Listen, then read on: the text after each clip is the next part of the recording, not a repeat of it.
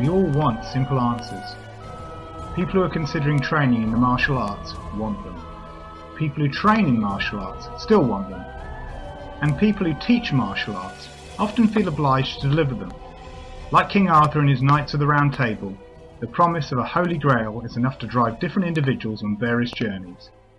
The term Holy Grail is regularly bandied about as a cliched metaphor of modern times. Nevertheless, I'm going to drag it out for one more round just because what most people seek in martial arts might as well be confined to the realms of mythology. The Holy Grail of Arthurian legend ushers in the beginning of the end of the Knights of the Round Table. There are various versions of the story, with its earliest example being a Celtic tale about the search for a magical cauldron.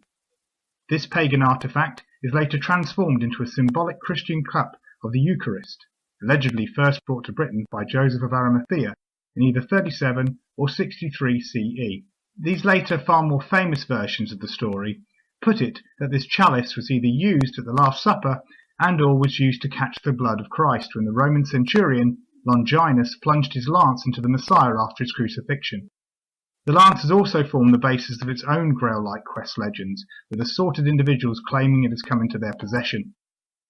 In the popular story, the Grail magically appears before the Knights of the Round Table and then disappears into thin air. Individual knights then declare they will hunt down this holy chalice, and several of them go off on many different adventures in their quest. However, in the end, it is Sir Galahad, Lancelot's son, who succeeds before immediately ascending to heaven. The urge to seek something is a powerful and instinctive one. My life in martial arts has consisted of various quests that regularly turned out differently than what I first imagined. Due to my remote location and often fairly unconventional upbringing and lifestyle, I've often had to be out on the road and making long journeys to train at my chosen school. I chased the ninja myth for a year prior to settling into another martial art entirely. Locality won out, as it often does with most martial artists.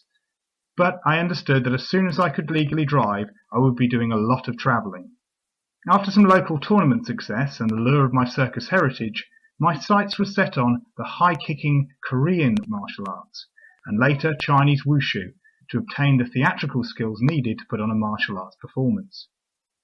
After a few obscure tangents and different roads in different directions, I eventually achieved my objective, and I did perform professional martial arts theatrical style, but it didn't turn out the way that I thought, and I decided that I wanted other things out of the martial arts world. I probably wanted something far more basic, to be completely honest. I entered a wilderness of sorts, absorbing martial arts information, mainly for the sake of learning. Prior to my eventual time as a martial arts performer, and one of those diversions that I mentioned, I did a tremendous amount of annual mileage teaching kickboxing all over the country. I taught various different classes for another instructor, and it was during some of those travels that I had the opportunity to train in some other martial arts classes that happened to be running in the area. I picked up skills such as the Filipino Screamer, and I did start my pursuit of wushu around that time as well, which also exposed me to various traditional Chinese martial arts. So I had a kind of overlapping experience of different martial arts cross-training whilst I was teaching kickboxing, but also in the mind of wanting to become a martial arts performer. Once I ceased teaching European and American style kickboxing, and my career as a martial arts performer ceased, I started pursuing traditional martial art, and I became drawn to Muay Thai and also the world of reality-based self-defense. This is where I consciously became a martial arts cross-trainer.